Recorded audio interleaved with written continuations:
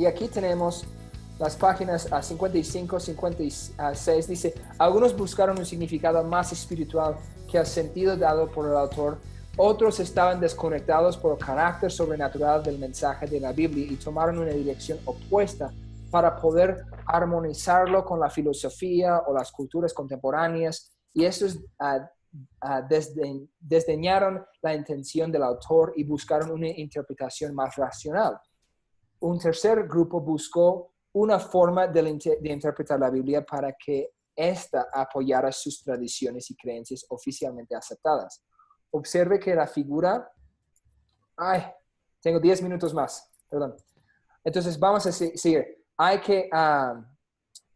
esa brújula. Entonces tenemos el significado del autor aquí, ¿ven? Y tenemos significados que son diferentes, racional, espiritual, tradicional. Entonces, 3.1 habla de lo más tradicional. Los judíos conservadores que celosamente protegían las escrituras de los errores de los copistas o los que copiaron, a menudo olvidaban ser prudentes al momento de buscar interpretaciones únicas de las escrituras. En realidad, inventaban interpretaciones que el escritor original nunca habría reconocido. Es decir, si yo escribo algo y dice, miren, Jeremías ha dicho esto, y yo digo, no tengo idea de lo que están hablando, yo no dije eso. Y ellos dicen, no, fue más espiritual, significa, y no podemos hacer eso con la Biblia. Tenemos que decir lo que la Biblia dice. La Biblia dice lo que dice y significa lo que dice, no significa otra cosa. En realidad, lo que hizo que estos intérpretes se equivocaran no fue la intención que prestaban a los detalles, sino su creencia de que un pasaje podía tener muchas interpretaciones. Bueno, estas son secundarias y hay significados secundarios, pero tenemos que mantener la cosa principal, y enseñamos la cosa principal. Y tenemos que recordar eso. Cuando hablamos de la vida de Sansón, hay aplicaciones que podemos ver de su vida, pero tenemos que recordar la vida de Sansón era acerca de la idea de que en el tiempo de los jueces, ellos hacían lo que querían en sus ojos. Y Sansón podía haber cumplido más en su vida por ser obediente a Dios, pero él quería andar por su propio camino. Hay otras aplicaciones, pero eso es el punto principal de Sansón. Hay unos que buscan un sentido oficialmente aceptado. El Midrash, no voy a hablar mucho de eso, pero era como un comentario antiguo de las escrituras, escrito por los mismos judíos, y dijeron, esto es el sentido oficialmente aceptado. Hay otras iglesias, la iglesia católica ha hecho lo mismo, y otras denominaciones. Esto es lo oficial y no hay otra opción. Y el problema es que ellos llevan sus enseñanzas a una tradición igual a la par con la Biblia. Y el problema es que no, que dice la Biblia, no que dice tal cosa, tal persona, tal tradición. Tenemos que siempre volver a la Biblia, siempre volver a la Biblia. Tenemos doctrinas, tenemos las verdades de fe en las asambleas de Dios, tenemos que volver a la Biblia. ¿Me explico? Sí. Hasta aquí dice, todo vuelve a la Biblia. Tenemos que recordar esa parte. Entonces, aunque la sabiduría de los siglos puede acentuar como una salvaguardia contra los extremos de la interpretación y solo una persona arrogante desdeñaría la sabiduría de los líderes de la iglesia de generaciones pasadas. Cada cristiano es responsable de su propio estudio de las escrituras.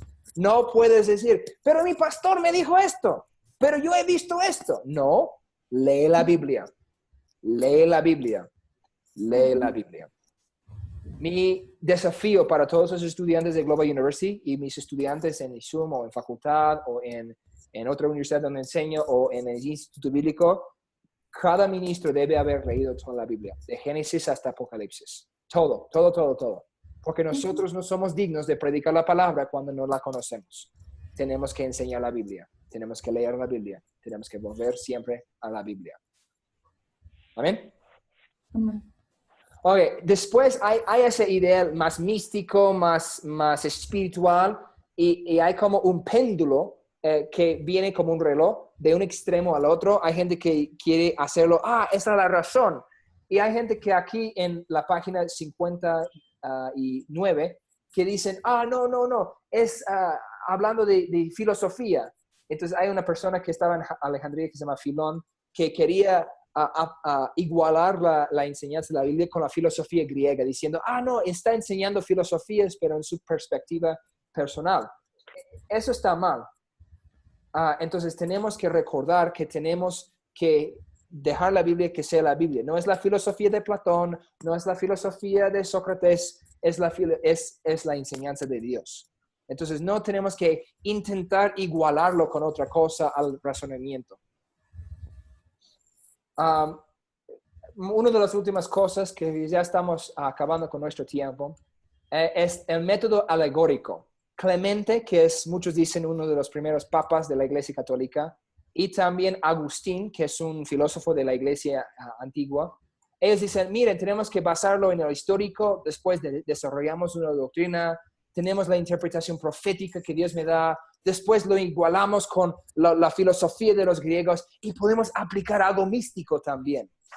El problema con esto es ellos empiezan a decir, mire, este pasaje significa, y creen su senda de crear necedades. Y pueden leer de Clemente y Agustín. Pero su punto es que ellos creen alegorías. Lo alegórico está mal. Un ejemplo, hoy, muchas personas les gusta interpretar Apocalipsis 9 con la quinta trompeta en Apocalipsis, donde las langostas salen del abismo. Y dicen, no, Juan estaba viendo, es una alegoría para helicópteros en la Segunda Guerra Mundial, en el siglo XXI, y todo va a pasar. No. Pero Agustín, Clemente, hacían cosas así. Para su tiempo, para su era, su edad. Hay mucha gente que quiere hacer lo mismo hoy. Muchas denominaciones o gente o el movimiento apostólico profético dicen, Dios me ha dado una revelación. Esto significa esto y quieren poner una alegoría. No, la Biblia dice lo que dice y significa lo que dice. Y tenemos que volver siempre a ¿qué dice, chicas? A la Biblia. ¿Ok? Hay gente que también dice experiencias sobre la palabra. Hablando de y tengo mi nota. ¿Pueden ver mi nota aquí? Sí. Ok. El pentecostalismo de la tercera ola. Eso es algo que han escuchado. Tercera ola significa, teníamos el día de Pentecostés en la Biblia. Era la primera ola del avivamiento del pentecostal, de lenguas y todo eso. Teníamos el avivamiento al principio del siglo XX, 1906, Calle Azusa. Eso llaman la segunda ola. Y hay gente, especialmente alguien que se llama Peter Wagner, que enseñan, y él es el padre del movimiento apostólico profético. Ya murió, pero era misionero en Bolivia, por si acaso. Pero era un erudito y dijo, no, tenemos esta nueva revelación. Es una tercera ola del avivamiento. Versus lo que nosotros llamamos el pentecostalismo hoy, o el clásico. O sea, nosotros lo que creemos y lo que enseñamos en las asambleas de Dios. Los de la tercera ola o el movimiento apostólico profético, ellos dicen, yo interpreto la Biblia basado en mi experiencia. Polvo de oro, otras cosas como eso. Y yo busco palabras en la Biblia o pasajes para probarlo. Versus interpreto mi experiencia usando la Biblia. Si mi experiencia está mal, la Biblia siempre tiene razón, no mi experiencia.